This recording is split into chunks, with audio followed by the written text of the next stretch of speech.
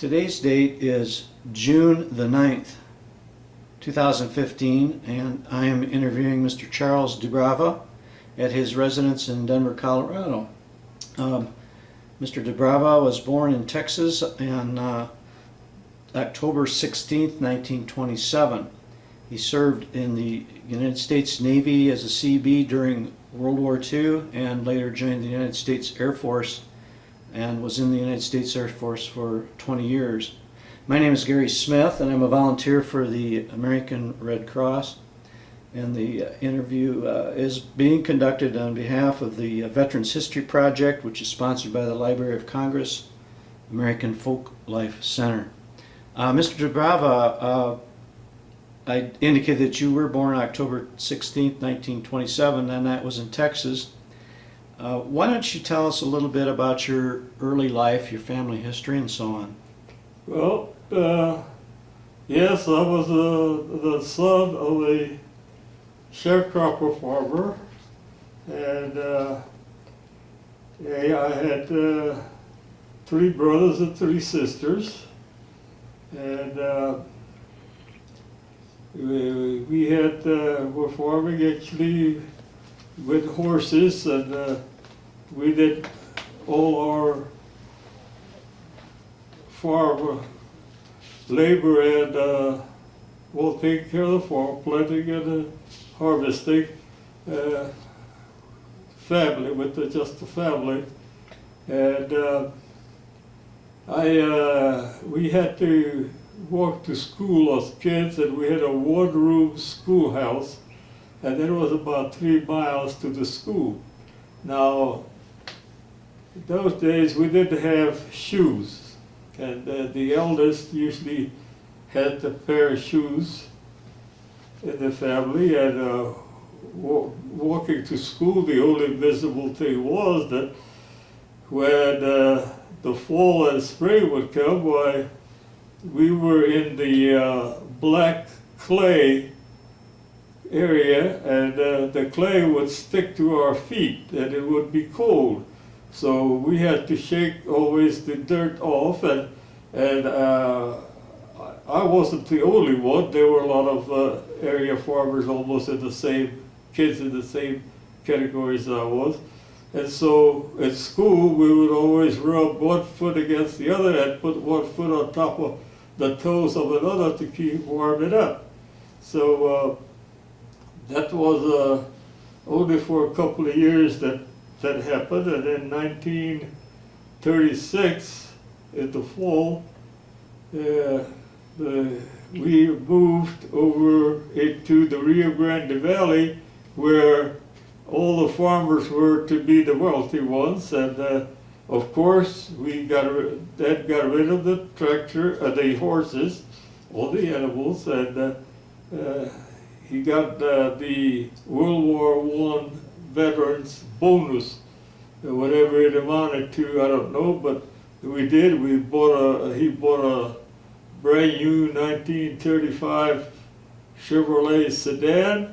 He bought a farm tractor, and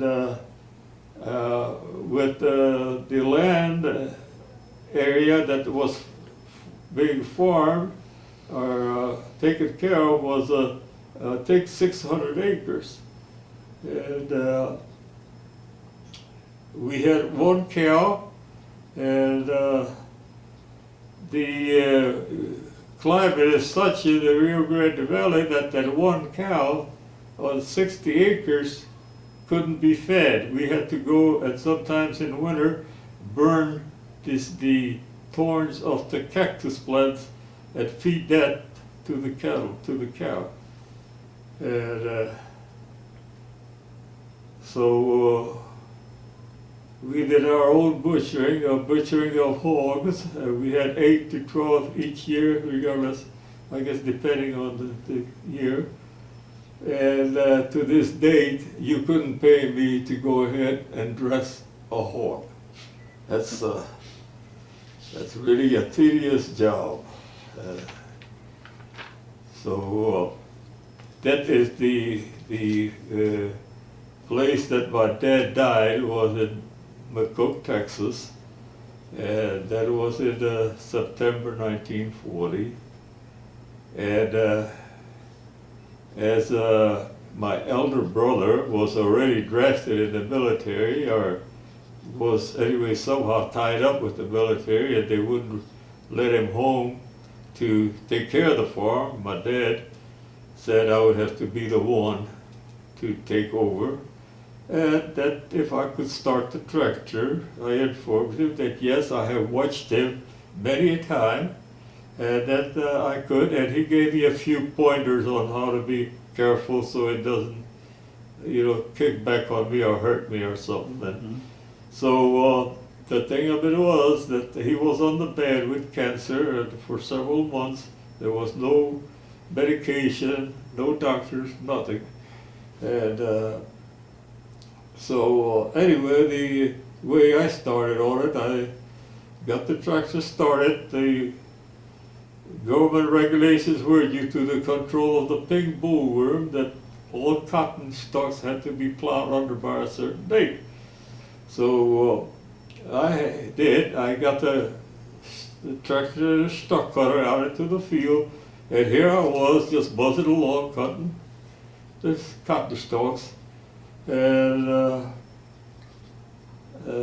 from then on, I got the plow, plowed them up like supposed to be, and everything else. So I couldn't go to school. I had to give up schooling, which was my only regret. And That was when you were in, what, about 6th grade maybe? that was 6th grade, yes. And I think I was promoted to the 6th grade. My schooling was going to be 6th grade when I entered that year, that's fall.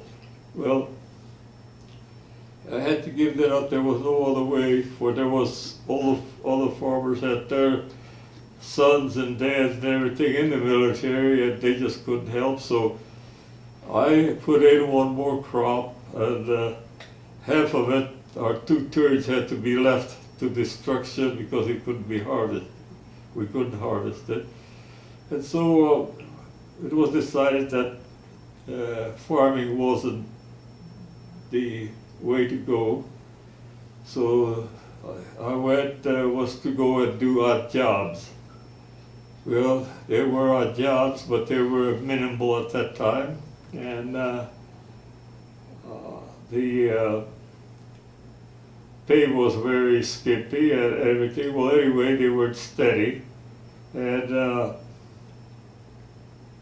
I finally, it was decided that had to get a steady job to get steady income. And so that wasn't available, so I started checking out, like civil service, which was military. I wanted to see where I could go.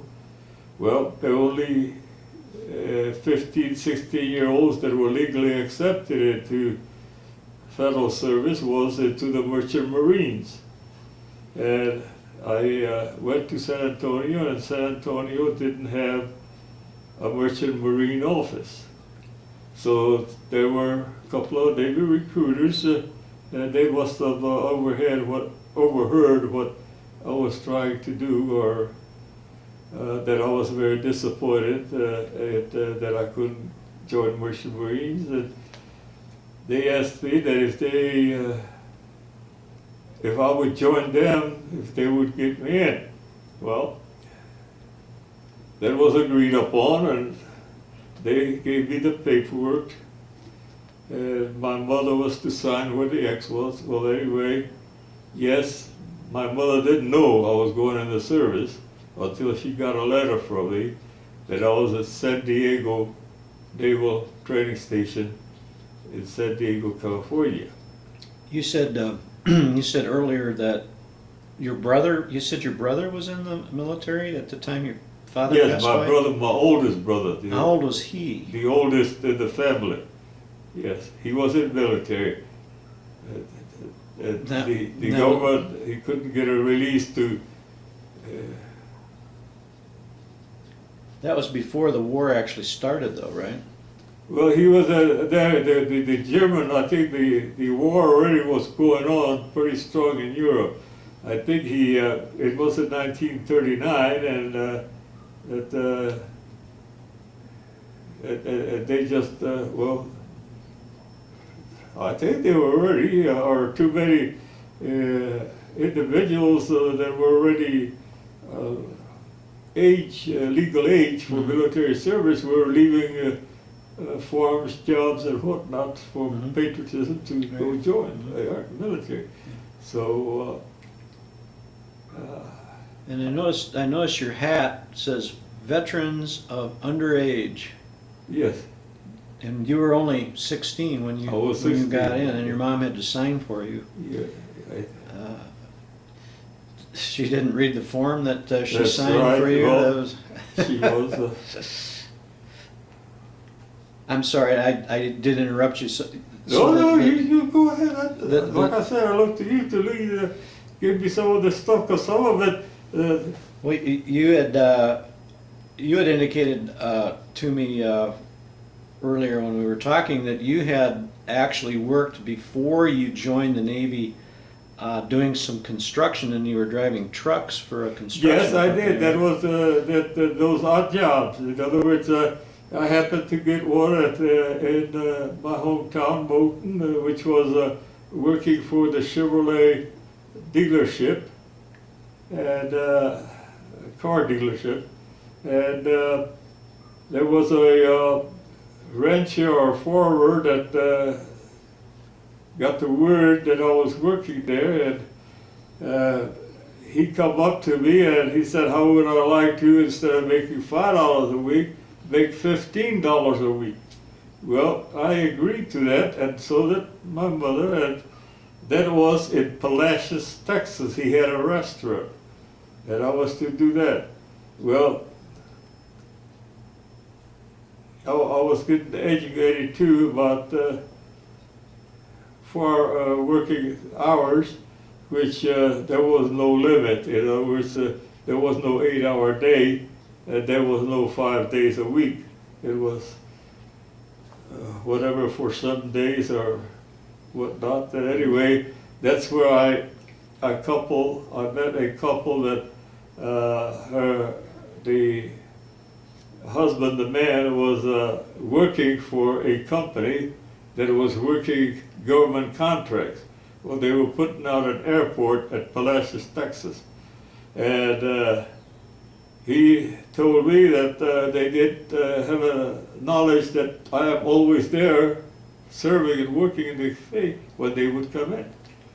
So he thought, would you like to work 8 hours a day and get good pay? Well, I think I agreed to it wholeheartedly, and the pay was, I think, around $3.75 an hour. Well, to me, that was all the money that there was. And, so that didn't last too long. The airport was finished, and so we went ahead, and the headquarters of the company was in Norman, Oklahoma, and we were to take all the equipment, trucks and everything, that to the headquarters in Oklahoma. Well, my experience, being a small town individual, I was a truck driver for them, and we were pulling whatever trucks we couldn't start or wouldn't run. We would pull them like wreckers. Well, I happened to be the last in the say convoy of the trucks heading for Oklahoma, with the headquarters, and we had to go through Dallas, Texas. Now that's the first time I saw rails on a street, see? And so anyway, to me, I thought those were railroad tracks. And so somehow the lead truck had all the gas steps to fill up, to use for fuel to get down there. And at that time there was fuel rescue, gas rescue. And so I made a wrong turn in Dallas somewhere, but by the time I got acquainted real good with Dallas, I found out my fuel was running low and I was going to go out, which I did, north of Dallas to the city limits, and then when they could find me, they were looking for me. Well, that worked out fine. And so that I did. I worked for them in Oklahoma. Yeah, they, I guess, contract out the company did, and most of the time I was having a dump truck and hauling gravel to some construction outfit or whatnot. And so that wasn't working out too. The contracts, I guess, were for in between. And so I did. That was on my way hitchhiking home is when I hit San Antonio and decided, hey, something has to be done. And so one thing about being in the service that I don't know, for some reason, that it must have been my training or my bringing up, that when like we were ordered on the ship for overseas, I didn't seem to have any qualms, scare or anything, and the same way with landing, it was just a job to me. Yeah. And I had the family taken care of by making an allotment, my pay to them, and that way they were taken care of, and I was taken care of by being in the service. And, that worked out pretty good. I think you told me you enlisted in the Navy, what, do you remember the date that you enlisted? Yeah, November 10th, 1943. And then they sent you to San Diego, Naval Air Base? San Diego? Or was it Naval Base? I'm sorry, the Naval Base there. Yeah, for Naval Training Station, NTS, Okay. San Diego. There was my basic training. How long did that last? Oh, I think it was 6 weeks or 13 weeks. I don't know. What are the two? What were your experiences there? What? Well, anything that? I experienced, yes, my first experience was that there was no laundry. I had to do my own laundry. And the way I had to do it, that was when Columbus was crossing to America, that they were doing it that way. And well, the only thing that always came to my notion and thinking was that that's the way it's going to be. You making it easier on yourself to get with it, to learn it. And the experience of being in camp and having certain hours to rise and shine. Well, the first time they gave us a night off as a pass to go to town. Well, it just so happened I had to stay a little later than my regular time for bed. And next day I felt just, I was just whipped. I couldn't, do it. So I learned about hospitals. I went ahead and I checked into the hospital. And the individual that was signing us in, he said, if you're not sick when you're coming in, you're going to be sick when you're going out. And yes, I had my initial lesson. Boy, they held us in there. We had to mop floors, we had to make the beds and all that stuff. And I guess our time was theirs or whatnot. And from then on, that's why I still today shy from going to doctors or hospital unless it is extremely necessary. Well, I don't think they're going to make you mop the floor now if you go to the hospital. When you were in basic, you basically just went on sick call because you kind of had a hangover. Is that? No, I wasn't used to the hours. I didn't get my 8 hours sleep or something. See, and I just couldn't hack it. I no hangover. Anyway, at basic training, well, one of my experiences was too that when we had to learn how to make life-saving rafts out of our uniform, the jacket, and we had to jump off of a 20-foot tower into the pool. Well, I had to have a little assistance the first time to get to that pool, and they did. They had two guys there, and they would push you. And so, well, yeah, before that, being in Texas, I never even knew what a pond looked like, and everybody had to be, I guess, a qualified swimmer in the Navy. So yes, I did. I went through several sessions of swim training, and I did qualify as a swimmer. And the thing too that the ships, like the aircraft carriers, battleships, cruisers, and all that, from the shore, they didn't seem so monstrous.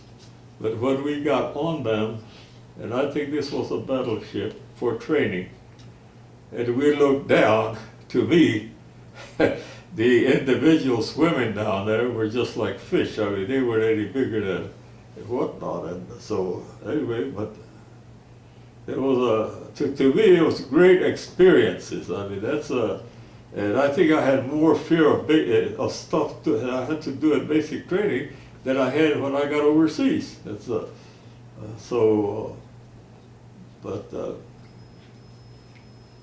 was a heck of a lot of different life from the farm life, or civilian life. So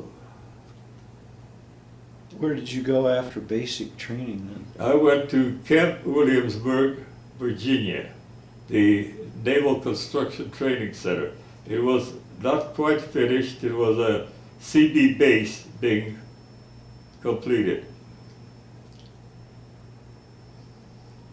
And after that, I went to Naval Training Center, Naval Construction Training Center at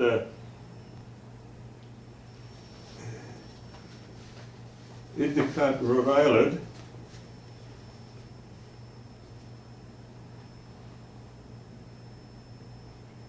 And that's where I got we got the advanced combat training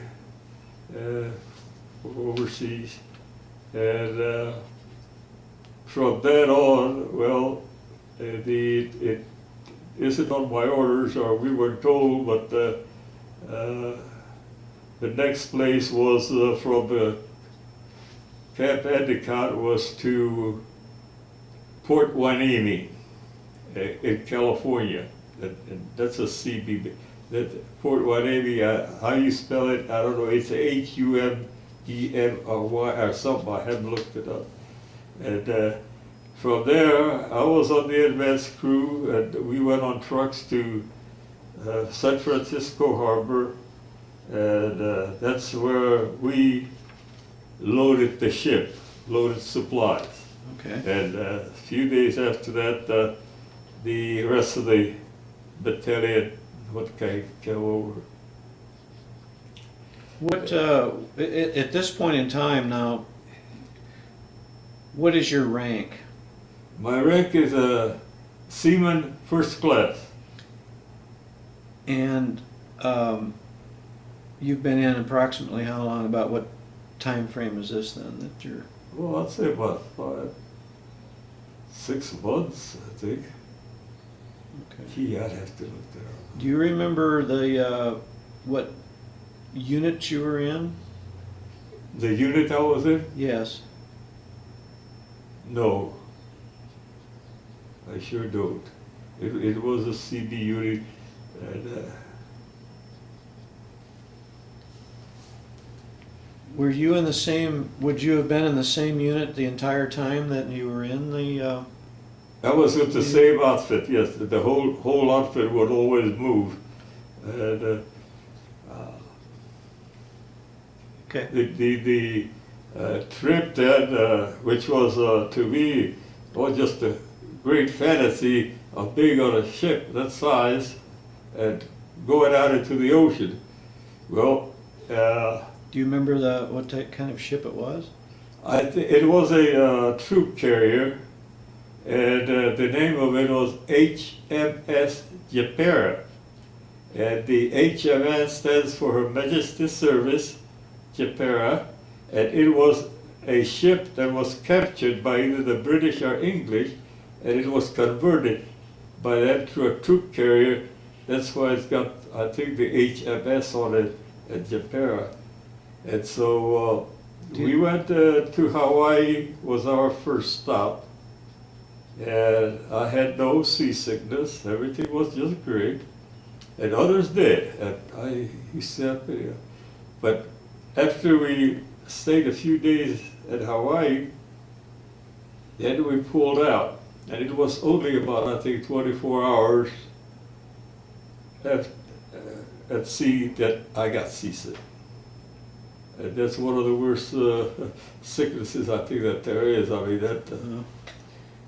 Was it because of the rough seas or something? Oh, it was due to that I wasn't acclimated. I mean, the rocking, steady rocking, and yes, we did. And they didn't give us any seasick pills or anything else. You were on your own. So. How long did it take you to get over that? Well, I'd say about a week.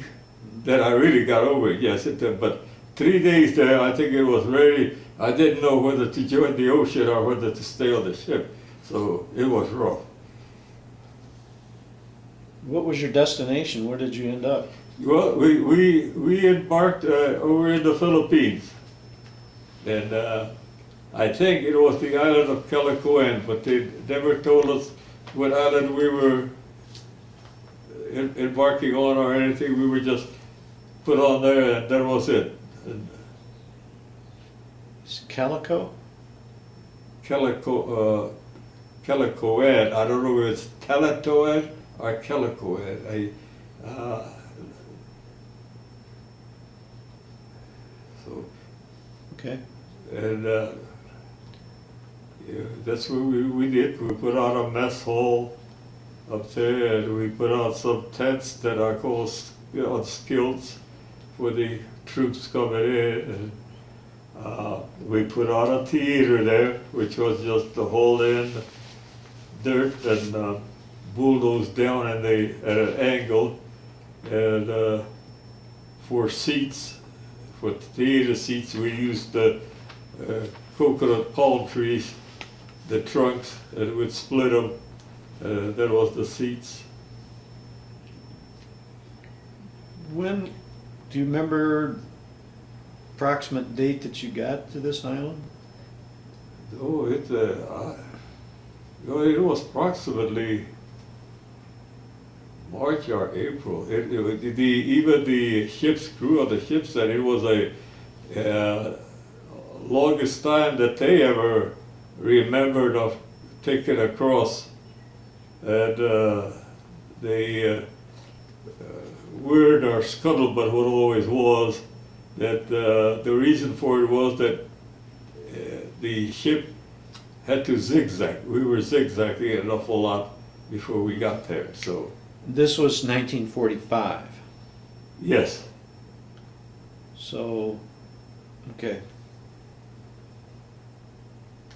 And the Allies then had basically taken over this island from the Japanese at that point? yes, we were liberating troops. That's what Okay. they call us, liberators. Okay. And then from that, from the Philippines, that's when we were put on another troop ship, and we weren't informed. I wasn't at least known, or that anybody was informed where we were going. But later on, after Japan surrendered, which we were in the middle of the Pacific, we learned that we were in a convoy for invasion of Japan. And so when the word came to us that by the ship's captain or whoever that Japan has surrendered, and we weren't quite in Japan harbor yet. Yeah, the captain told us our destination is changed, and we didn't know, I didn't at least know just where the destination was changed to, but we went to China, and there we split the battalion. In other words, half of it, I think, was dropped off at Tsingtao, and the other half went to Tientsin. So I was in the half going to Tientsin. I'm going to ask you if you know how to spell that. I know Tinsin, I guess. Yeah. Fair enough. That seems to be somebody logical. can get a book out and look it up, and when they can't find it, anyway. What did you do there? Well, there we went out there and liberated, like I said, the Chinese, and we took over as our quarters that I know of, the living area, was the camp, the tea house camp that they were in. And we slept on the bunkers like they had. The Chinese didn't have beds, bunks and mattresses and all that.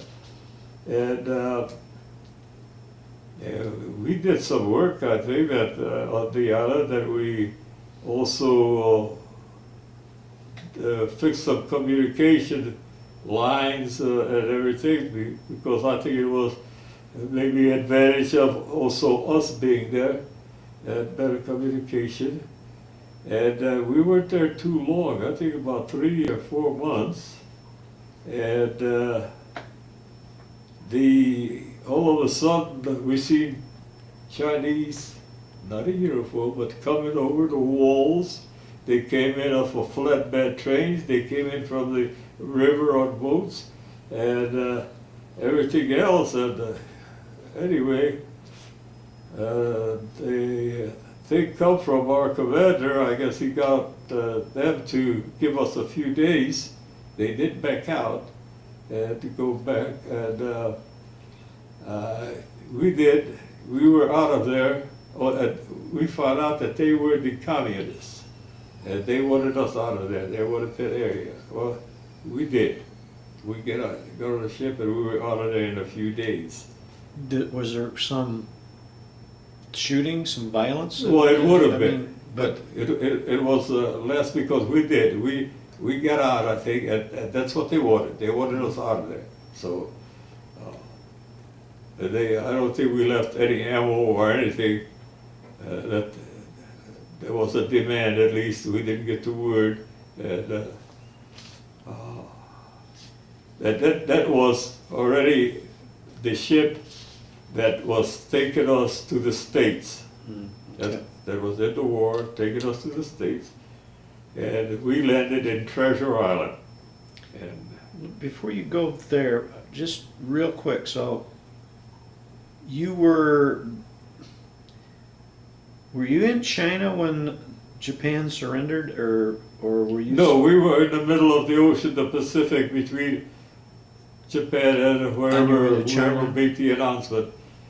We were in the ocean. We were on a ship. Did you guys hear anything about what happened there, as far as like the dropping of the bombs and that sort of thing? Was that Hiroshima, Nagasaki, and well, we heard that, but we were still on the island when they dropped those bombs. Okay. We weren't on the way for invasion yet. Okay.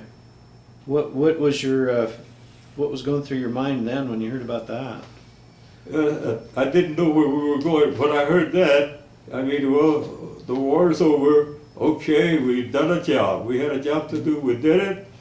Okay, let's go home. And that's what I was looking for, is to pick up a steady career and all that. And of course, there I had to learn too, because we had priority to get, the company had to take us and put us on a list that we were applying for work for. This is after the war. But all the companies, and the information that we would get is that they were waiting for the men that they had to surrender or give up and to come back for their slots, to work back with the company. So I was on so many lists, but yet still no check, no job. So at the end of almost a year, I saw a sign in Gonzales, Texas, Army Air Corps. And Well, let's go back real quick before you go into that. You were on Treasure Island, yes, and that was August, September of 45, something? no, that was December of 45, or January of 45, yeah, because January 23rd I got discharged. It was January of 46 that we were in Treasure Island. You were, okay, so you were still there. Did you did you stop anywhere between China and Treasure Yeah, well, Island? we stopped, I think, that, I don't know, but I'm pretty sure we stopped at Tsingtao to pick up the other half of the battalion. And then we stopped for some reason, I guess they got supplies at Shanghai Harbor. We weren't allowed to go shore, but we were right in Shanghai Harbor. And then, but left Shanghai, that's the last stop already, thing until we hit Treasure Island. And we got off the ship, but they put us into billeting and everything, and I guess that is to make paperwork on us because for discharge, we were to go to the nearest demarcation station, and which was Camp Wallace, Texas for me. So that's where I went.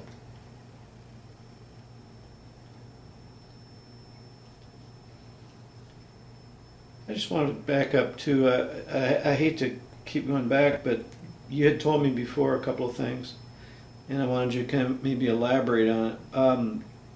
One was that you told me that when you were in China, you slept in a concentration camp. That was Well, yes, that was where our building place. Yeah. that's where when the Chinese came over the wall and all that sort of thing. But When the Chinese went out, we slept through that, right? were there still prisoners in that concentration camp when No. you got there? There were not. We slept on the, well, we had the whole compound, and now there's one thing that I could say, but I don't want to say it if it's to be off the record. That in China also we were still on rations, K rations, C rations, and whatnot, and there was a horse, a mule, I think, donkey, that one of our trucks killed on the road. Well, the evidence always wasn't whatever the Americans made damage to be removed until it was settled with the Chinese. Well, it took about 8 days to settle on this horse. Okay, but what, for some reason, I don't know yet, but it was with the cook and the doctor, that was our doctor at that time. Agreement was made that not to use the meat of the horse, but for us to eat, but that soup or gravy was fine. Now, I don't know where the cook ever got the eating for to make the gravy, but he did. And we used that meat at that time off of that horse. And to me, oh boy, that brown gravy and all that stuff, that just wasn't stopping, okay? So I did. I used to have that at home, and I had a good helping. Well, that was number one. Learn not to, just because a doctor approves a food, that it's good for you. So yes, we got sicker than I did, sicker than a dog, and I didn't have any medication for that. It just took its turn, a day or two, diarrhea. Had this horse sat around for a while before you guys? Oh, he was late. Oh, he wasn't moved from the road. Because you said he'd been. Yeah, They had to settle with the Chinese. right. So they- Anyway, he was settled with the cart or whatever it was right there with him. He was in there, and so well. If to backtrack, that also in the Philippines, when we bulldozed down a palm tree, well, in my area, I was responsible for an area that we were bulldozing down for the theater and everything. I had to keep track of each palm tree that was being knocked down, killed. And the reason of it was that the government had to pay the Philippine government or whatnot for each tree that we destroyed. And I think I got the word probably not as a real McCoy, but that from the commander when I handed him the sheets of how many trees we destroyed, that each tree cost $8. That's what the government was responsible to pay. So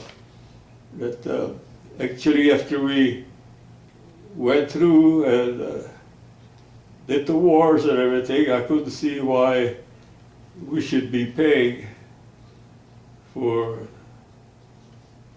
things that we were needed to make it safe for everybody. But that was the law. So. Did you interact at all with any of the native people of the Philippines? Well, I did, but I was very cautious because I was raised in the southern part of Texas, and I was among to me that the Philippines had the same type of almost environment and language as the Mexicans, and so I was pretty cautious not to agitate them because I didn't know what course they take. As gang up, eliminate the individual and whatnot, everything. So I kept peace, but I did have a contact of like one thing that every Filipino wanted to sell to an American GI was a bolo knife, and so I did not. I didn't get a bolo knife. I couldn't see paying that much for a piece of iron that was flattened out. All that, so I came back with not too many souvenirs. So, but the thing of it is too that as far as the Filipinos' living style, I know that some outfits that were there and farther ahead, they would have to even move the Filipino houses on stilts to other places. Well, I was in that category, but I happened to have guard duty that one morning, and well, it was still dawn, and all of a sudden I saw movement ahead of me, and it was just before sun. It was at dusk, and so I went to check out just what's going on. Well, that's the way their sanitation system was. In the morning, they went into the sea. So, and so that's, worse to me, well, that was their way and everything, and I went back to my business of guarding or whatever, marching. And to me, too, that in the Philippines, I think the most thing that I was scared of was that when they put me on guard duty at night, and it was blackout nights, where you couldn't even light a cigarette or a match, that I was walking right along the jungles, and to me, that a snake bite, see, the snakes was what I was scared of. And so,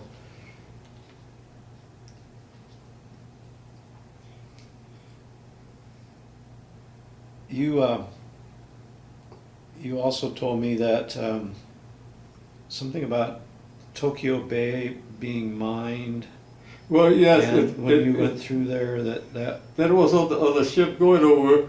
Well, we spotted this was on your way, actually on your way over to the Philippines. That was over to China from the Philippines. I'm sorry. Okay. Yes, we got the word, from ship's crew against scuttlebutt that the Tokyo Bay has been mined, and a typhoon passed through there and tore the mines loose, and that was one of them. And we did what we could. Like I said, we were a single ship. I guess the rest of the convoy was somewhere. But anyway, we tried firing on it and all that stuff, that just didn't work. But I guess what we were told, in order to go to the rear of the ship, well, here in just a couple of minutes, hot damn boy, I see a big ship and whatnot coming along, and it was, I think, a cruiser or a destroyer. And he just about took the paint off of our ship. That's how close they were. And he circled around, and all those guys on the cruiser, yeah, and us too, we just waved, yelled, and whatnot. We knew that, well, hooray for us. Mm-hmm. And we were sure that they took that. We didn't hang around or whatnot. I didn't actually see when they did or what they did with it. But I saw them when they took the turn to go intercept it. And you told me too a little bit about a time when you were on deck of the ship and you almost got washed overboard. Oh yeah, there was a couple of times. Well, we had the troops had their duty to do some of the ship chores and whatnot, and so at night, that one night, I was detailed with another individual to carry out from the mess holes and from down below of the ship, I guess the 20-25 gallon containers full of the garbage and whatnot, and we were to dump it, not the container at all, but just the contains of it over the rail. Well, to find where the rail was, because still light blinded or something from down below, I was reaching over to see where I'm going, and all of a sudden the ship rocks and my help turned loose, I guess to hold on to life, and I was left with the container, and here, due to the chains that are on almost at the end of the ship there, where the anchor is, I happened to grab hold of one of them, and the ship was really tossing, and I did get the stuff out of the container and whatnot. Well, when it kind of leveled off and calmed down, I had a sore hand and whatnot. Well, I got everything back down in the hold, and then one time we were on the ship, and I don't know if that was the first one, but it wasn't announced what kind of storm or if just normal sea at that time. Well, the ship just sideways. And I went out there and I fell down against the side of that ship that was against the ocean. See, and I think I could have probably reached water if I reached out. And I thought it was going to, tilt. But no, it just right itself up again. And from then on, I figured, hell, that's not sinkable. And I left my fears off as long as I kept my distance and always had a secured deal when they would start tossing. So, and they stay here too, the front of the ship, many times it wasn't calm weather, but it would be windy a little bit or whatnot, and the front would go completely underwater and then come up. And I figured that's why they have those loopholes around the deck and everything, is that for their water to drain off. And so I have had the best cruises that I think that an individual can have on a ship. Were you on was it the same ship from the time you left San Diego, went over to the Philippines? Yes. To China No, and back? did you switch? No, to Japan was a different ship. Oh, okay. Yeah. And then you took the ship, that one from China back to the States? No, there was a different ship. Oh, okay. And I don't know the names of them. I know that they were troop ships. We had troops on them, all of them going home for discharge, release. Okay. So you were discharged, we're kind of going back now to where you were talking about being discharged from the Navy, and that was when? Well, one piece of paper I have, it says January the 26th, 1946, but by orders that I have seen that are papers that actually were discharged at the center, it says January 23rd, 1946. So anyway, 23rd to 26th of January of 46, though, was. yeah, I'm sure I got paid for, every day, whatever it is, and so that's, but, and, So what did you do then when you were discharged? yeah. What did you do? Well, the government gave us what we call $20 a week for 52 weeks while we were unemployed. And 52 weeks was the limit. Okay? That's one place that you never had to take roll call. Everybody was always there for that 52-20 we call. So out of that 52-20, I had only 19, I used 19. And I had one more coming, and that's when I started getting serious about that. I had to go to work, and I did. That's when I was sitting in Gonzales, Texas, and I looked across the street from the cafe I was in, and Army Air Corps, and yes, indeed, it was a great relief. And from there, I went. I was assigned. I didn't have to go to military basic anymore, and I was assigned to a school in Fort Monmouth, New Jersey. Did you get credit for The Navy the time you got in the Navy? Okay, so when you were discharged from the Navy, what was your rank at that time? Gunner's mate third, and I enlisted in the Army Air Corps as a corporal. Okay, Yes. so equivalent rank. No, equivalent rank was. He said he couldn't. The reason I couldn't get buck sergeant is because some kind of a technical deal. In other words, I could have gotten my full rank back as a Navy, what I had in Navy, but the individual that happened to be there and I guess swore me in and gave me the stripes and whatnot. He said that the reason that he did give me the reason, but to me it was nil. I was damn glad to get corporal back. So. Okay. And so you enlisted in the Air Force. What did they send you like a basic training for the Air Corps then? No, I didn't have to go through that. They sent me directly to a school. And Okay. I was supposed to go to the automatic telephone maintenance schooling.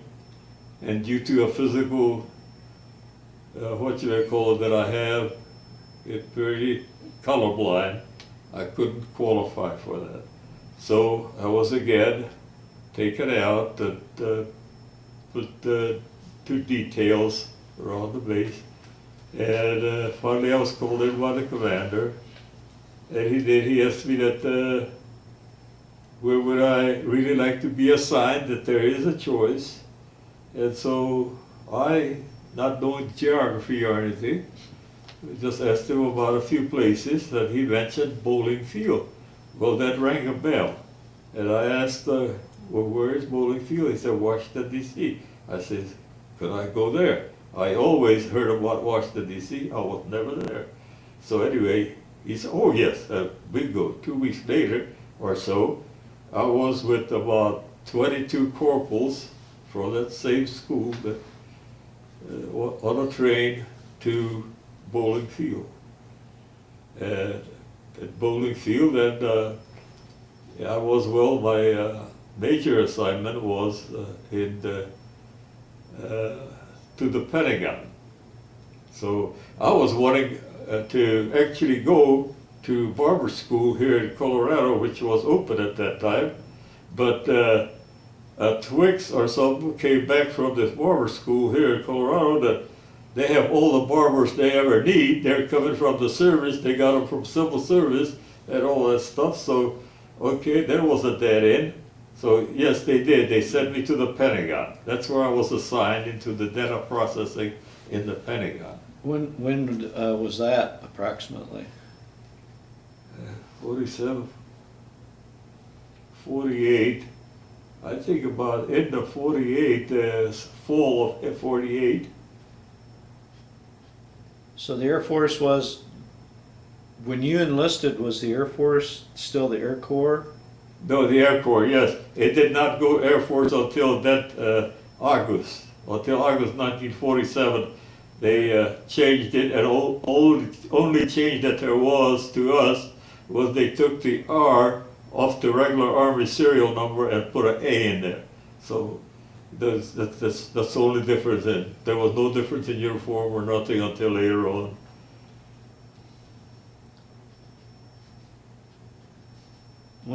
So then you went to the Pentagon in 48, Yes. 1948. What, were you living on a base, or were you? Yes, I was living at Bowling Field, You were living in Bowling Field. and they would transport us by bus or by boat, by barge over the Potomac River to the Pentagon, to our working place, and come and pick us up in the evening. But then later on, they transferred us from Bowling Field to Fort Bragg, Virginia, which was just right across the street from the Pentagon. We would always walk there. That way it was, all the Pentagon troops were at Fort Bragg, Virginia. What were you doing at the Pentagon? I was in the data processing section, in IBM machines, wiring, and the panel controls, auditing reports. And you had an interesting story about auditing reports. Yes, that was with how I met my wife. She was in charge of running the reports. I was in charge of checking the reports out. Well, it was a deal that whatever time it always took to run the reports, you couldn't rerun a new report when something was wrong. So we would just identify with an X, red pencil X, the page. Well, once in a while, I guess getting in a hurry or something, not paying too much attention, I would X and also at wrong page. Well, that didn't go too good with her because she was the one that had to set the machine up. And so I guess after a while we got kind of acquainted, and it just come to us that I guess it was just self-temperament, tempers that had to do with it, that still it was a job and it had to be done. And so we tied the knot, we got married, that's the picture. And Now, did you get married while you were still in the Air Force there at the Pentagon? yes, I was Air Force and a Staff Sergeant, E5. And she didn't, so then you guys didn't work together anymore after that, or did you? No, as soon as she got married, she quit her job. She says, I have a new job, and that's to be the homekeeper. And she did. She strictly was. Like I say, yes, she did do an outstanding job. But we were living on a Staff Sergeant's pay. And I'll tell you one thing, you don't know how little you can live on till you have to. Boy, can that dollar buy a lot. So it's anyway, but that was it. And then let's see. Yes, I was still in the Pentagon. I got promoted to Tech Sergeant. That was December 51. December 1, 1951. I got promoted to Tech Sergeant. That's E6. And the son was born, my son Lawrence, at the Arlington Hospital, Arlington, Virginia.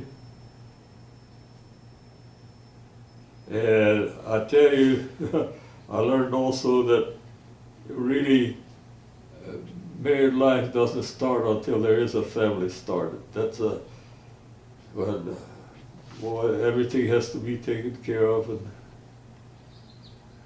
cautious. Anyway, so for some time, I guess that the Korean War at the time was going on, and the way I got it when I was told I would have to pack up was that they had women in the service, and they were just around the barracks. They weren't even doing cooking or mess hall or nothing anyway, but that they were to be working in the Pentagon, and us guys are going out in the field where we were needed. Okay, I got special permission, and I did get assigned to Fairchild Air Force Base, Washington, state of Washington. That's Spokane, Washington. And from there, that's when I got my classification as a Q clearance. I didn't have the slightest idea what I was going to be doing there. And with that Q clearance, well, that's where I had really classified stuff, which not to go much into, but it was with atomic bombs. And When was that you went to Spokane? 1950. Yeah, I went in 1952, yeah, 1952 I went to Spokane from the Pentagon. There was I think around, my son was born in September, October 1952.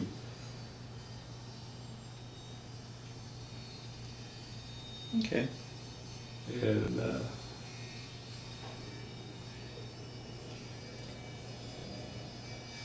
What were you doing in, well, you said you got the Q clearance. yeah. Um, Well, it was moreover to do with loading bombers, transferring atomic equipment from the atomic energy to the national defense. The national defense, the Air Force or United States government didn't own the bomb. They were always in the control and in the hands of the atomic energy, which so to get the bombs to load, we had to always get documentation processed and whatnot through the atomic energy, which they were civilians there. And so we had very close contact, and so before we could take a bomb out for loading or for use, well, it had to go through and to be, it got into pretty hectic stuff, so that's So in Spokane, were they actually, were they flying B-29s out of there? they were flying B-52s and B-36s. Okay, so they had, the And I also, Okay. that was one of my experiences, that one time there was an individual that just couldn't make it in for a loading practice, for training for the, I guess, pilots and everything else. And so I was called in, nominated, and it was at night. You had to do by limited lighting and whatnot to load. Well, it was the bombs were always on a jack that you could jack up into the bomb bay and everything.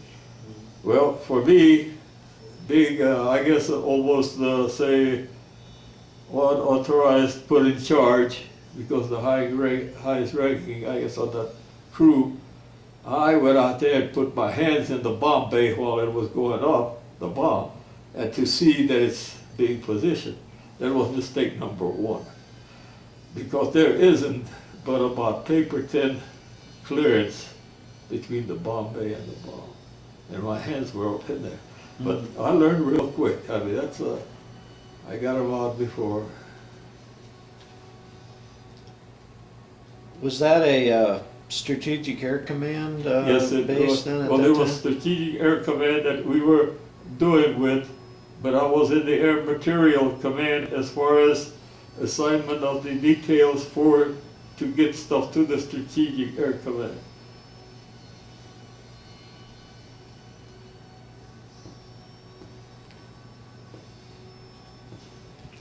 How long were you there? Pardon? How long were you there in Too Spokane? goddamn long. Say, I think 3 years or something. Anyway, they called it a hitch. And the job that I had, you couldn't be assigned 2 hitches in one service of military time. Okay, so they had to do something with me, and they assigned me. That's when I got the assignment for Iwo Jima. So your wife and your child were with you in Spokane, Yes, but when you go to Iwo Jima, then where did they go? I left them in Spokane. Spokane, okay. See, they call it TDY. That was temporary tour of isolated tour. And when was that you went to Iwo? I think 56 or 57. I just can't give you an exact date. Okay. What did you do there? Well, we were moreover, I'd say, our mission was to handle emergencies for civilian, for aircraft, any emergencies, because there was the stop between Wake Island and Japan, China, or wherever the aircraft were going. And we had to refuel the place quite a few times, but we didn't have a truck and an automatic pump to pump it. We had to hand crank at 55-gallon drums of JP4, and that's the way the fuel got into the aircraft. And they were flying B-52s out of there? Oh no, this was just an emergency island. That was for the B-52s were out of Fairchild. That's before I left. The place I was assigned to Iwo. When I was assigned to Iwo, Well, I guess that runway there wouldn't be big enough for a B-52 anyway. Oh no, there's no way you could land a No. B-52 there. So, Okay. but the thing of it is that, well, there's one knowledge of Iwo, or a little bit of a description while I was there. Yeah, we had, main mission was to keep the fuel for the aircraft that were coming through for emergency. And the way we got it, it was a Japanese owned ship, I guess, a United States ship, which was a LST that would bring the fuel in. Now, the Japanese individual that would, I guess, guide, pilot the ship with the fuel there into the bay, would stay on that ship all the time that it was required for him to stay there till we unloaded, loaded. But my job was to get that LST anchored to land. Well, we had one bulldozer, and what we did is plowed sand towards into the ocean so the LST could open up and we could run trucks into it. And ever so often, well, maybe a day, it would last a day and a half, there would be a tide come in to wash the sand out. And whenever there would be some kind of a storm or the ocean goes something the wrong waves, it would crack the cables that were anchoring the LST, just like threads. Well, that was only one way to get that ship back to anchored after the thing was over with, the combustions. And he would start the ship and he'd pull it towards the bay as much as he could, which was what he could do. We would plow the sand again, and hot damn, here we would go. We had 3 trucks, we had 4. One of them I kept for cannibalizing. In other words, that is to have parts for the other 3, because we couldn't get them. That was it. And so, the way I was, I might have been a little bit hard on the troops, but nobody liked to handle the drums of fuel. Okay?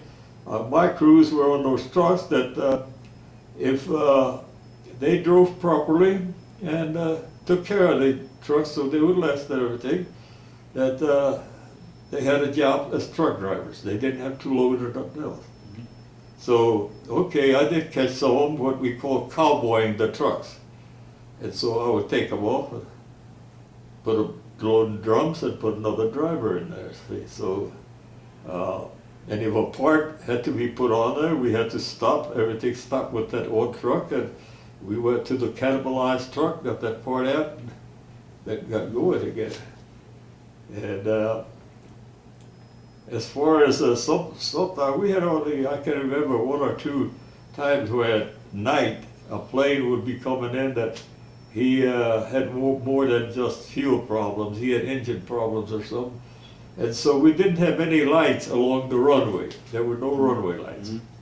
So we would go out there and take the 3 trucks or 4, whatever we could get, and we would put them on each side of the runway, and the radio operator would tell the pilot to land between the lights.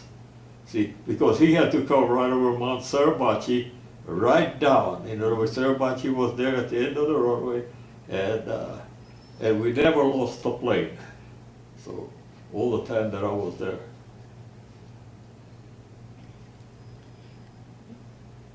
You, what was your impression of that island at that time? I know they buried a lot of men there that were killed during the battle. I had the experience of, got acquainted with pretty well acquainted with what was the cook, because he didn't have anything to cook and everything, so he spent a lot of time following me. He was the same grade, rank as I was, and we kind of got to chumming, buddy.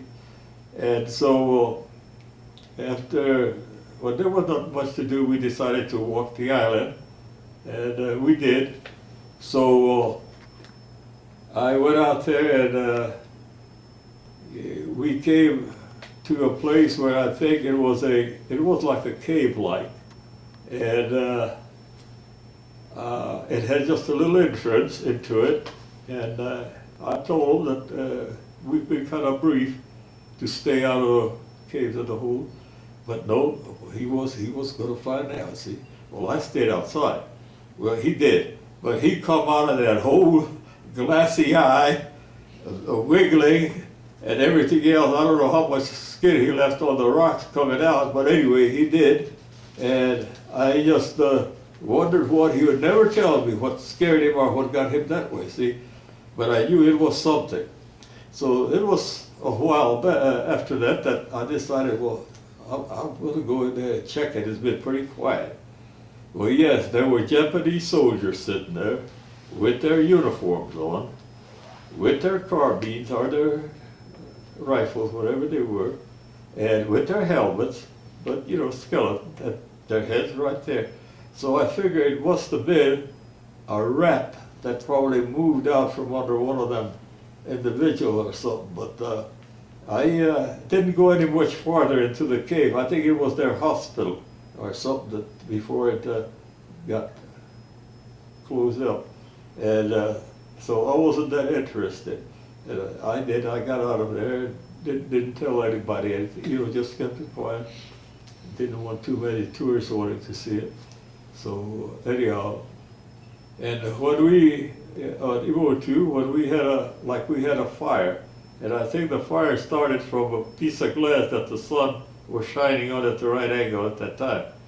Well, I don't know where that fire truck, where he was at that time, but everybody turned out from the barracks, from wherever they were, office or whatnot, and we would wet our jackets, fatigue jackets, our trousers, in the ocean. And we would run with as much water as we could up to where the fire was, and we would whip the fire with our wet clothes, and that's the way we put the fire out. Because if that fire ever got to that fuel, we would all, like the commander said, better get acquainted with the sharks. So we were going to have to live in the ocean. And there were sharks there. Oh yes, there were. Oh yes, yes. Uh-huh. Did you ever go swimming in the ocean there? I did. I courageous individual, and I have learned that when the tide, see, I never had history right there, and I wasn't aware of this. But I went into there and I was going to see just how far I could go out and then come back in. Well, going out was no problem. But then when I started back, here I'm whipping that water at the whole time, and I look up and that shore didn't seem to be too much closer. So I slowed down and whoa, I'm going backwards, see? And oh man, did I ever gain wings. I mean, all the way to the shore, I made it. But then, through talking and whatnot, I found out that the shore, or the tide, was coming out, and it usually has a strong toe. And that's when you got to look at, know when the tide is doing what. Well, that was my last time I went. Otherwise, I went a few feet into the ocean, but A little bit of panic at that time? well, I tell you, I guess if a guy ever sprouted wings, I did. So, Didn't know you could swim that fast, huh? oh, I didn't know I could flip that along the. So, You climbed up to the top of Mount Suribachi. You Oh. said that several I had to times. climb it quite a few times, yes, because there was for the light there, they had an oxygen oxygen tank or something where the light was always shining. Mhm. And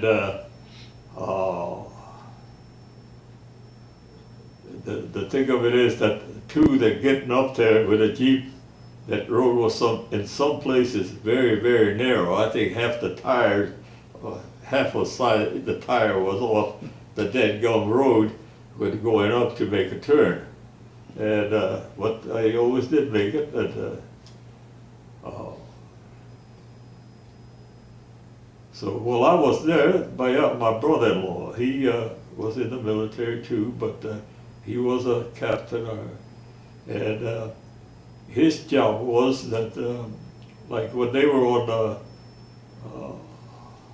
in Japan, after they, served it for a while, they had the bombers there and the trainers or AT-6s and whatnot, and he was bringing back 7 B-20, I think B-26s, yeah, B-26s. And they only had one navigator because it was after the war and whatnot, and he was a Navy navigator. So what they call it, they had a mother ship, in other words, and the rest of them followed by vision and whatnot.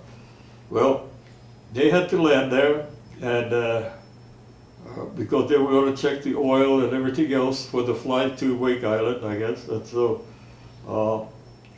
my brother-in-law, he found one plane, needed a part, and to get the part, they had to wire Japan. Then they had to have Japan from Japan, and usually it was our scheduled aircraft. One aircraft a week would get on Tuesday with the mail, see? And so they would bring the parts or whatever somebody wanted. So he did, they got the part and everything, and he asked me, he said, how many times do we have to try before we could get off this island? I said, the normal is 4. And he laughed at me, he gave me a good laugh. He says, oh hell no, we're going to be off here tomorrow. Well, it was early in the morning. I was on duty that night, and I had the Jeep, and I was just going to get into my bunk, and all of a sudden, hot damn, I heard the roaring things just clearing the, hut and everything, and they were coming in for landing, and yes, they had a problem with another plane. They had a fire in there and everything, and so there was another 2-3 days that they had to spend there. Well, anyway, before they would go out there and test fly the aircraft that they repaired, my brother-in-law asked me, he says, what kind of a rescue deals do you have here? I says, I tell you, we don't even have a wooden rowboat with oars. I says, when you get in there, you're on your own, see? So from then on, they flew over the island. If they parachuted, they would land very close or on the island. So So that's the kind of rescue we had there. How long were you on that island? 12 months. It was a year tour.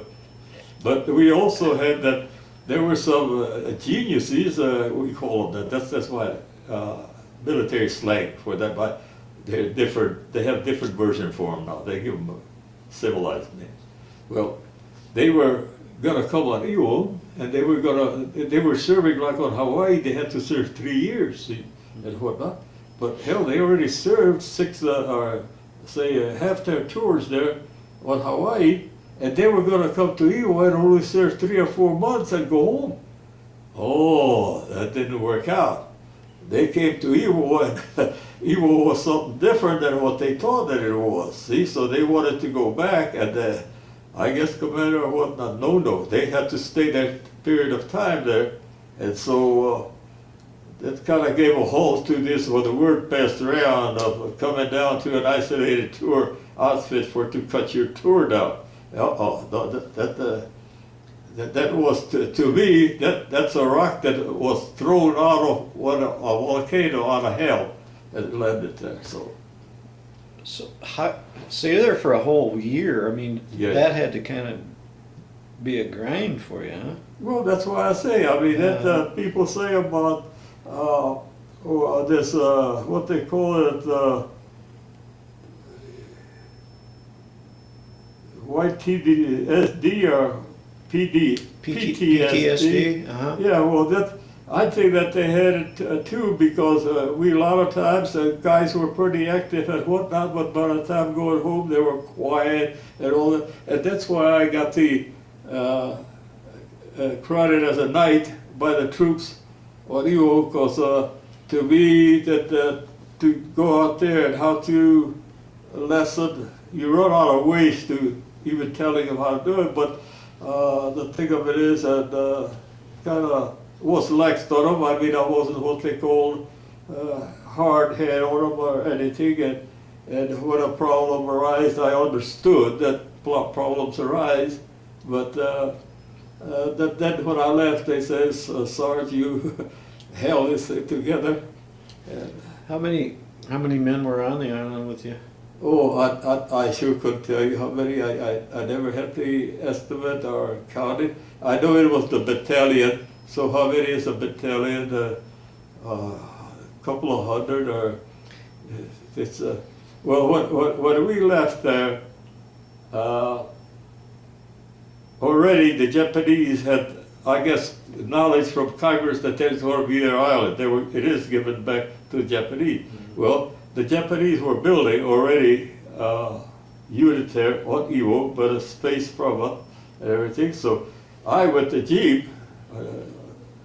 When I had the duty of the patrol of the island and everything, well, I learned to stop at that hut that the Japanese were building, you know, mm-hmm. And so they would always have 2 beer, and so boy, oh hey GI Sergeant, you know, I would have the beer, and we would shoot the breeze and broken language as much as we could in sign language and all that, but we got to be pretty good buddies, and we found out there's nothing to be, I guess, hurt or anything about each other.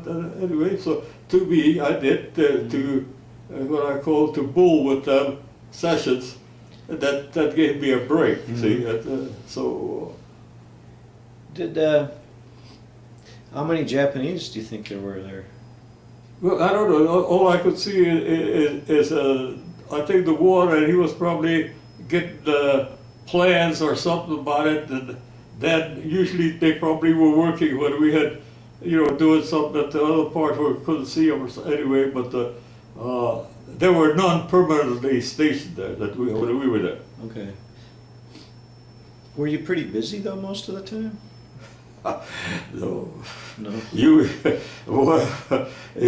go out there, you start talking to ants or birds or whatnot. And Did the Japanese that you talked to, were they aware of the fact that there were these bodies up in the caves and stuff up there? I don't know. I don't know whether they were a newborn crew after, you know, the war and whatnot. So I don't know.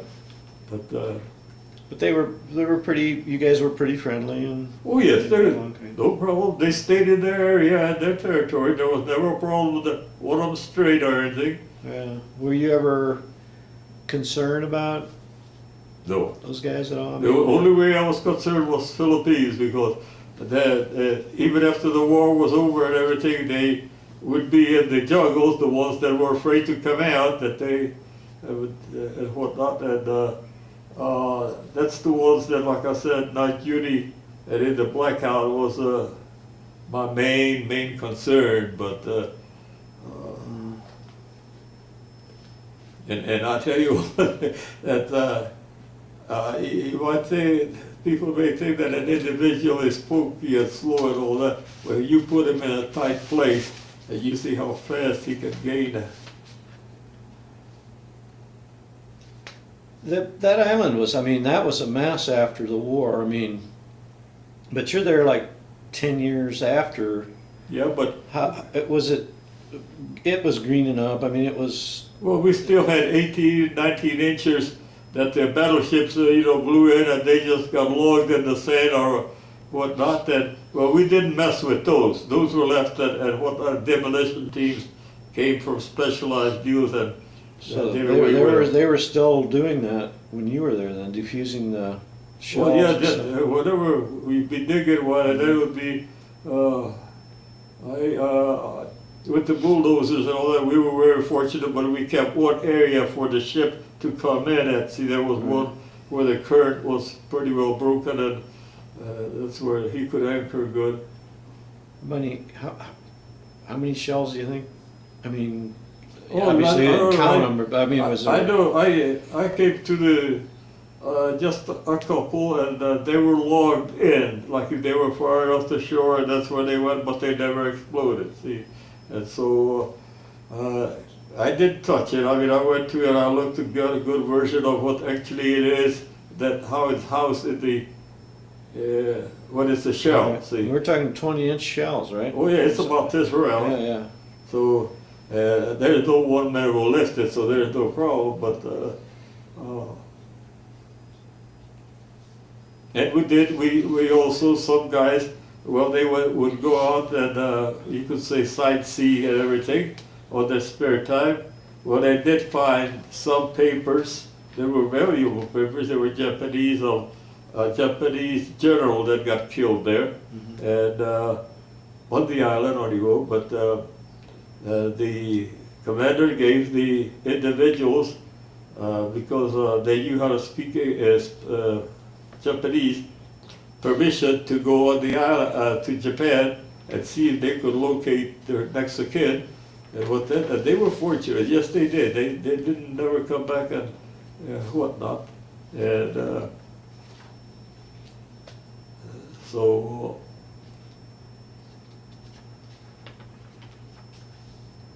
You said you were friends with the cook. Did you stay in touch with him after you got out of the What? military? Did you stay in touch with this? You said you were friends with the cook that was there. Yeah, kind of, Did you but it- guys but it- did but- you guys stay in touch with each other after you got out of the Air Force? No, or- no. The closest we came in touch was coming back, or something there. I know that.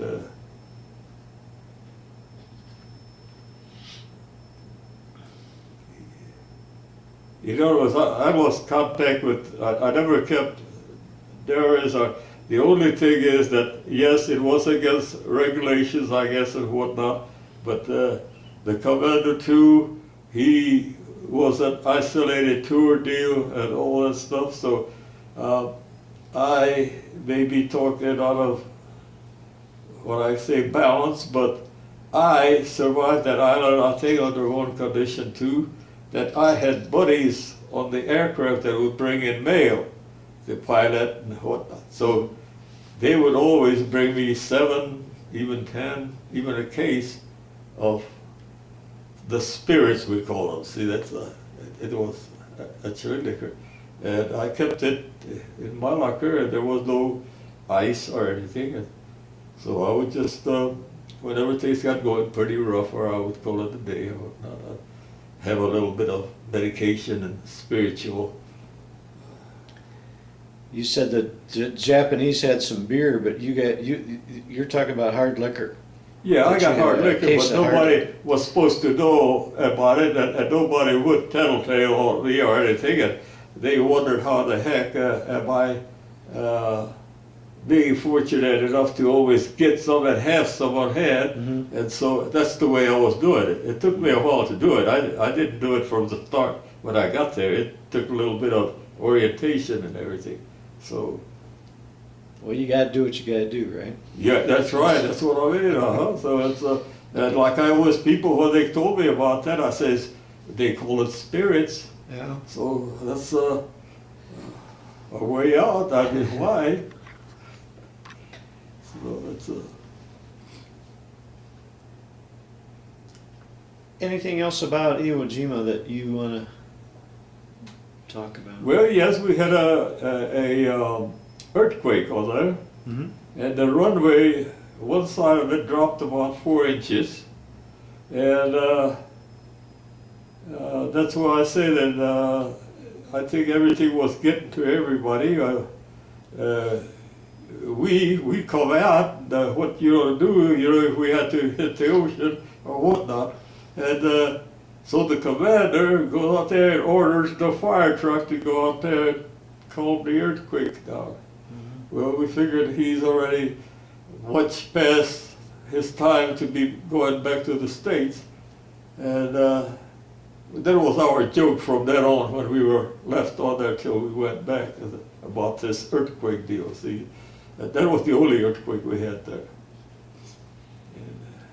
And the planes coming in, they had on the runway, they had to fight it. I mean, that was it. We didn't have anything to blacktop it, to blow it down or anything else. So, Well, being on an island, or just being, basically the whole island was a battleground. yeah, And you're living on this battleground that, like 10, 12 years before that was one of the fiercest battles ever fought anywhere. yeah.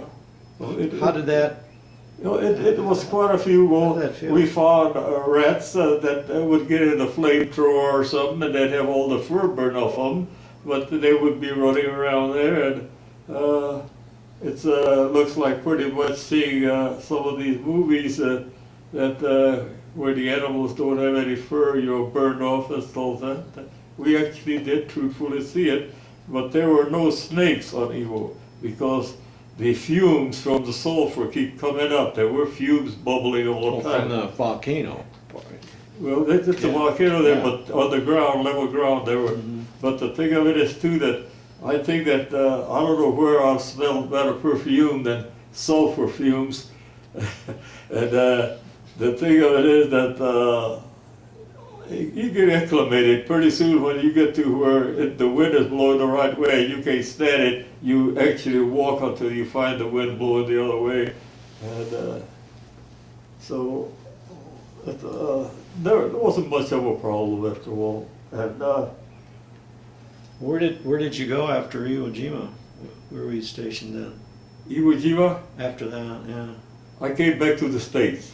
And then you were reunited with your family. And I was with the family at station at Geiger Air Force Base. That's right there, still at the Geiger Air Force Base. There was a Geiger Assembly at Airport for Spokane, but they had one squadron on there. And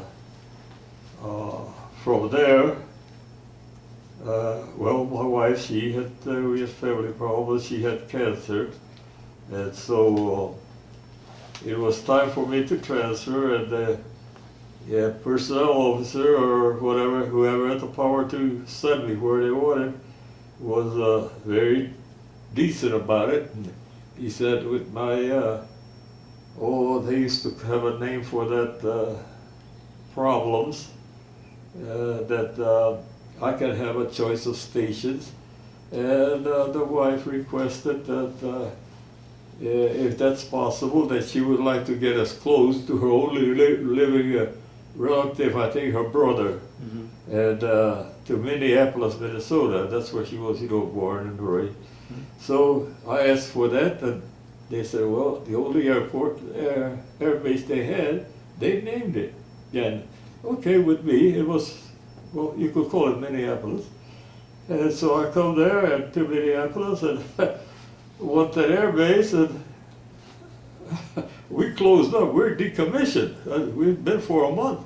So the individual there, I guess, clerks or whatnot, he had the authority and power and whatnot. So he said, we have only one closer place than this, and that was Duluth, Minnesota. Well, I asked my wife first that if that would be satisfactory to her. I said, oh yes, we'll get together. So I did. I got transferred to Duluth, Minnesota. And at Duluth, Minnesota is when I retired. And that's where I was also when the bomber landed to go and had the confrontation with Russia and Cuba. When we had that confrontation, that bomber with the bomb was right there, right next to my office in the window. So This was a Russian bomber? no, it was with the Russia. The Russians were going to put missiles in Cuba, Right. and we were going to stop them. I guess you remember that. Well, the bomber that had that bomb that was going to be dropped on those, I guess, missile silos was at Duluth. That's where he stopped, I guess, for a rest or whatnot. And so he was there. He was there quite a few hours, and then he took off. But I didn't know that that's what was going on even. So, but I knew that the way he was loaded, that he was fueled heavy, or he had a heavy load. Well, because he was just sinking down. It was a B-52. No, it was a B-47. I think it's a Canadian bomber leased or bought by the U.S. government for bombing. But that's the way I think that it was a B-47. Yeah, it was a jet bomber. Anyway, but then I was in on that, but never knew much about it until it was over. And I said, hey, hot damn, I could have probably talked to the pilot. But anyway, it was to me, to have him right there, and on such a little base. See, now that was a civilian, that base that we were on at Duluth was a civilian airport for Duluth, Minnesota. And but he landed, that pilot landed that guy there, and he took off too. So Approximately when was that? Do you remember approximately when that when that was? Let's see, I got discharged 65. Must have been around, I think, 63 years, 64 when that confrontation was with. Yeah. How long were you in Duluth? Oh, let's see. 63. Oh, I was in there from 1960. I think 62, 63 till December 1974. Oh wow. I became a civilian. Oh okay. See. Okay. When did you get discharged from the Air Force?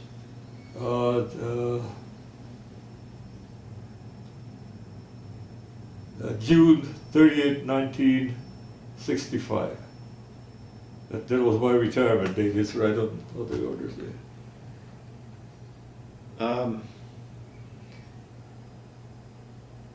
Then what happened with you after that? Well, I went, at first it was that when I would leave this retirement in the Air Force, I could fill my slot as a civilian GS service if there was no one take it, bid for. Okay? Well, it just so happened, before I got out, you had to wait that 6 months. At 6 months I had to eat. If somebody didn't want your place. So I went into civilian employment. It wasn't too difficult. I worked for the Chongqing Corporation as a computer operator, and that didn't last long, and due to the company selling off, downsizing and everything. So I went to work for then the First American Bank, which was Northwest Banco Company in Duluth, as a computer operator.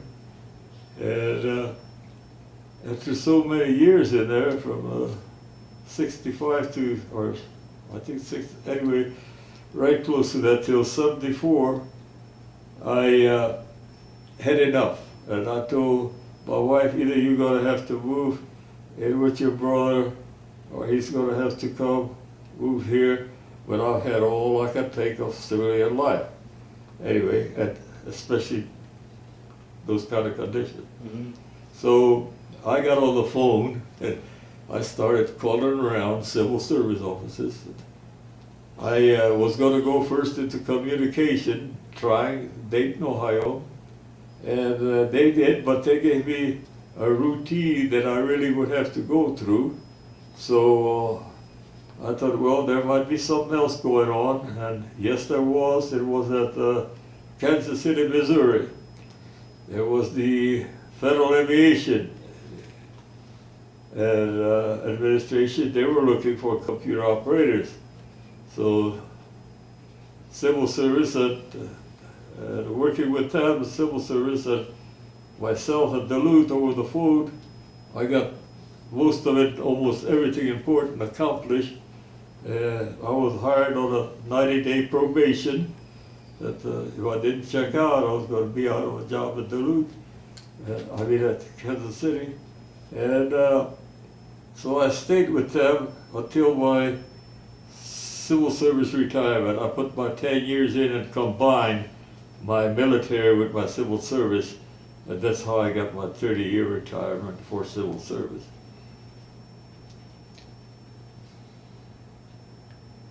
Did your wife go with you to Kansas City? Yes, my wife, well, I had to leave them in Duluth for a while because I had to get rid of a place there, and my son was in school, and he had to finish that school to get the credits. And so I had to leave them a while, and I went to Kansas City and bachelored for a while until they could get there. And yes, they came there after a year. They came there, and my wife then died very shortly after that. And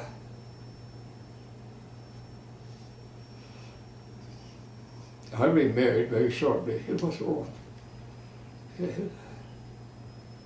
My new wife turned out to be a charm. That's she understood, and she almost had the same condition. She was a widow, see, so everything worked out. She did. She tended to her responsibility of keeping what was supposed to be as a wife, or the one, the homemaker of a place, and I did my part for sure. And well, she was very into horse showing. She had horse showing, and she was from Kansas City? This is in Kansas City, okay. yes. And the thing of it is that I have a saying that we had to always board the horse. See, we didn't have our own stables and everything. And out there, after a while, the horse cost more to keep, board, and medical and everything else than it cost us to live at our place. So I said, well, either the horse goes or something's going to change. And she was very good about that, yes.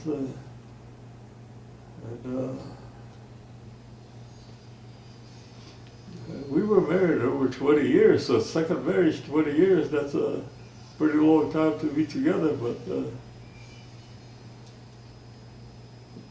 Your son, though, was an adult. My son By was the an time adult, that you right, did. and he came to Kansas City, and he got employment there, and but he got his own apartment. And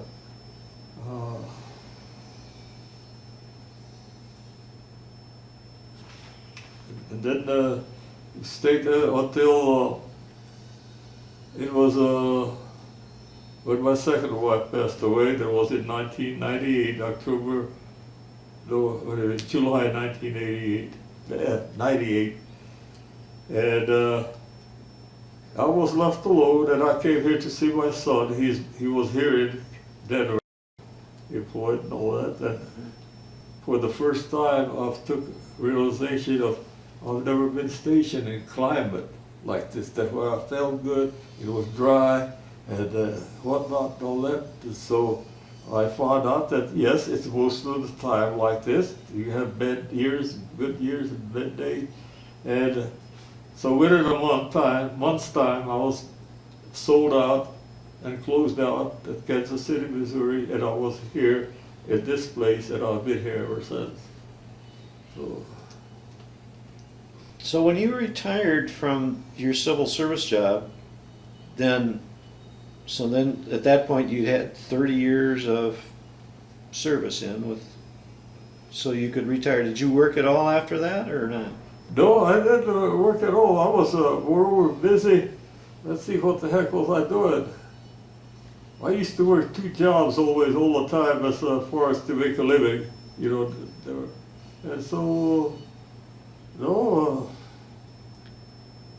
So my old buddy used to say you had as much fun as you could stand, right? As much fun? As much fun as you could stand, and it was time to quit working, right?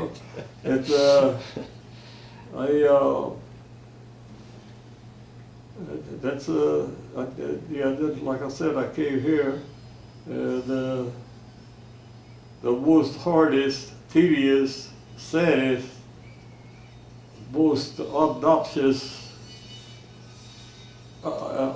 activity or operation that I have ever encountered in my life was the move from Kansas City here. There was no cooperation with the moving company, and they always got me tied down by signing something. But at their discretion, they could change the date of when they would bring it here. And I had 2 places going. I had that one in Kansas City sold out and everything. And to me, boy, that was really tedious.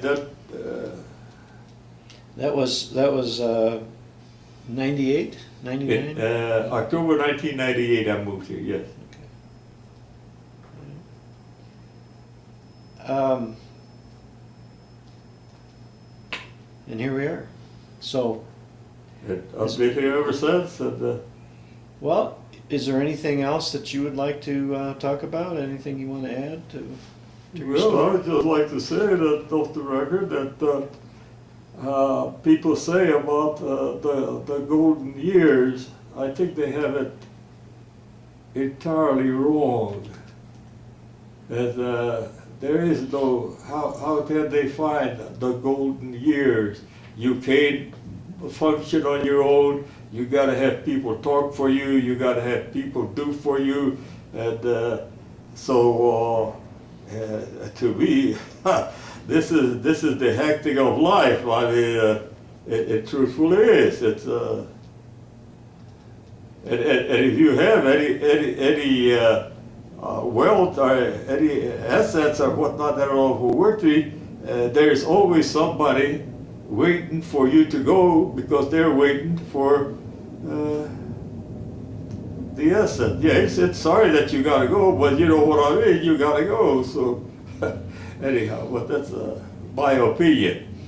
So far here, I have been pretty good. I have had some like a fall. I busted my head here on Heather Gardens, and sometimes I've got pretty wobbly, and I have been poisoned here at a restaurant, but I didn't keep any evidence, so I didn't dare to press, because that's quite a charge, and I don't have any way to rebuttal if I was or couldn't prove wrong. And so that's for 3 days, and I guess you know the girl Nancy McCain. She went out there and she came down to see how things were, because I didn't answer the phone and everything. And they let her in, and she found out I had this poison, and I've seen that before. She got the ice cubes out of the ice box, and she had Lawrence, my son, and whatnot, wetting towels and throwing them in the freezer, you know, and well, the towel wouldn't be frozen when she needed it again, but she'd get it out and be cold and all that stuff. So I finally fell asleep, I guess. And about 6-7 hours after I woke up, I was in ice, cold stuff, you know, and whatnot. But I was talking, I was able to walk, I was, you know, and so I just thought, well, I should have, well, I could have probably, you know, done real damage and whatnot to the Raptor. But the heck of it is that I was coming home and I had to do everything on foot. I don't have a car, I don't drive. And cabs aren't the easiest place to get. So, easiest thing. Anyway, so I was walking and I got pretty chilled and sick during the walk. And it caught me that night when I warmed up. And anyway, I'm out of it. This was just recently then, not that long ago. Oh yeah, I would say about a year ago, yeah.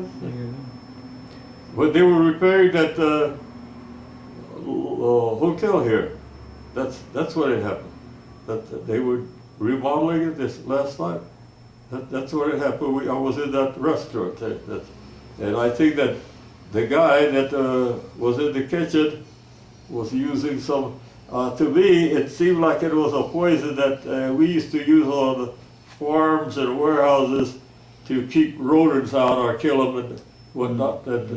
So he probably had a wet rag or something that he thought out. I ordered something that was frozen. I guess they had to thaw first.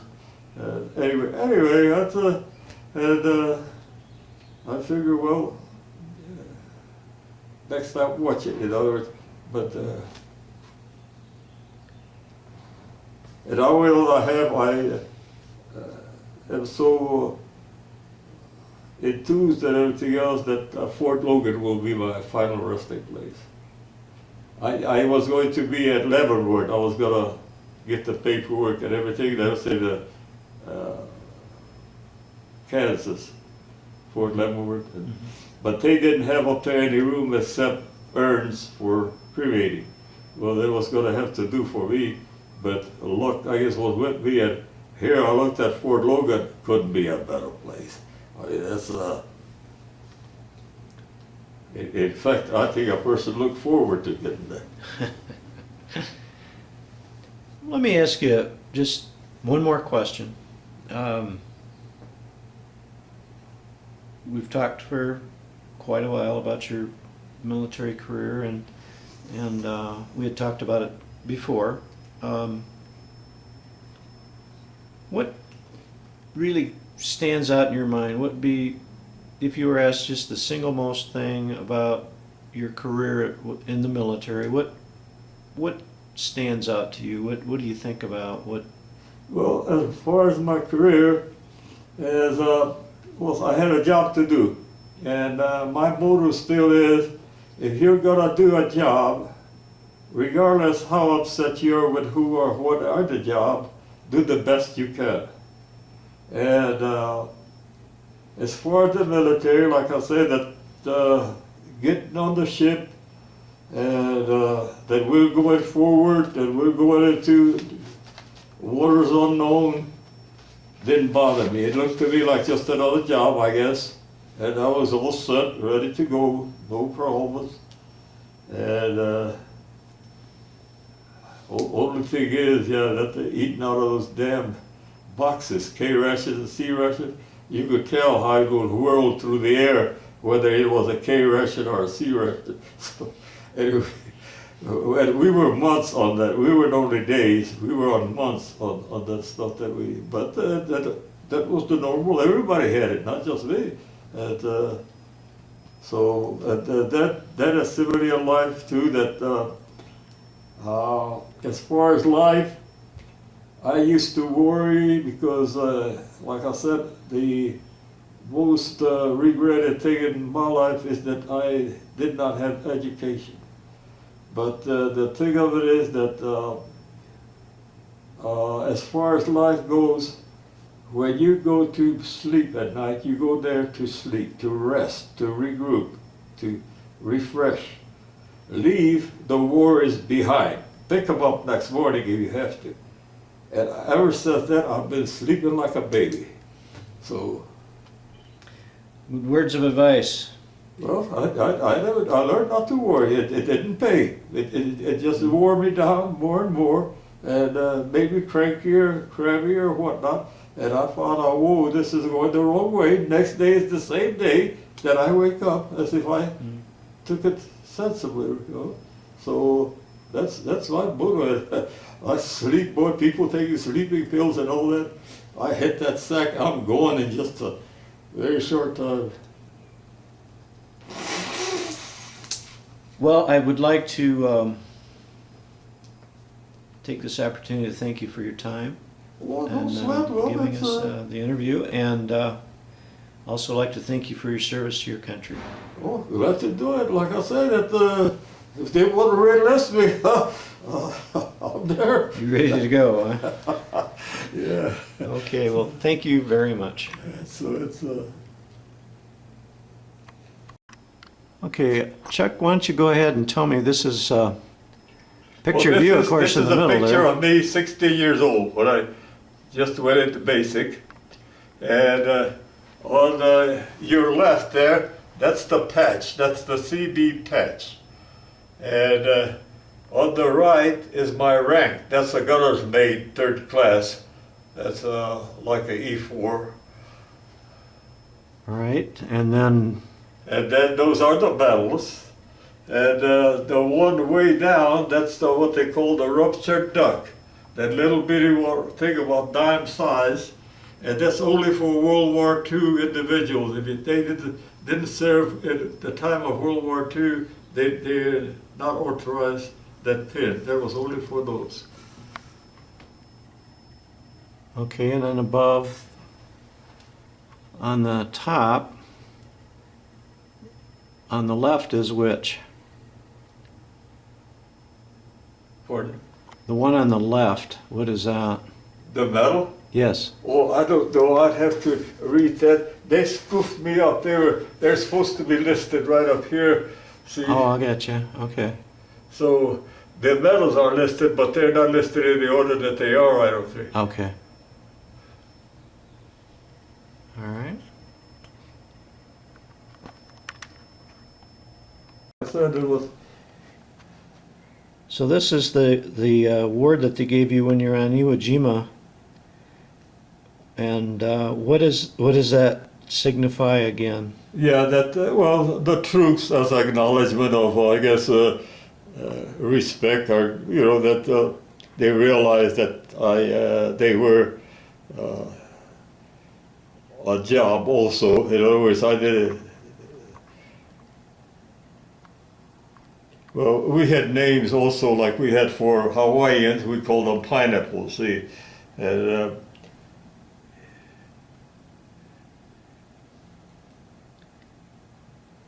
Okay. Just going to scan across here so we can read that.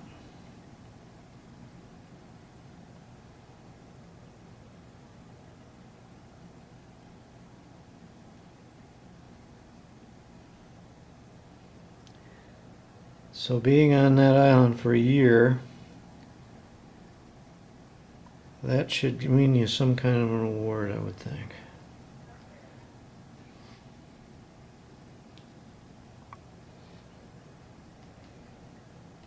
Knights of the Black Pearl. Yeah, that's the Black Pearl of the Pacific, right?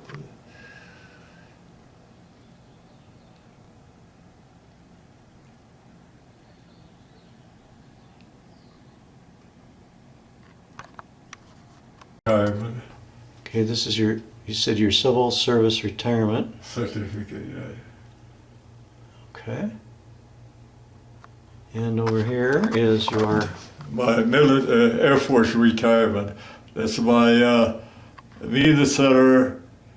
On my right is my wife, and on my left is my son.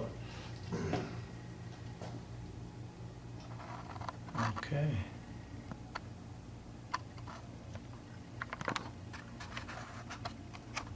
My wife, Maybe, and myself. That was our wedding picture. That's the lady I met in the Pentagon. That's the one that used to come to me with her reports.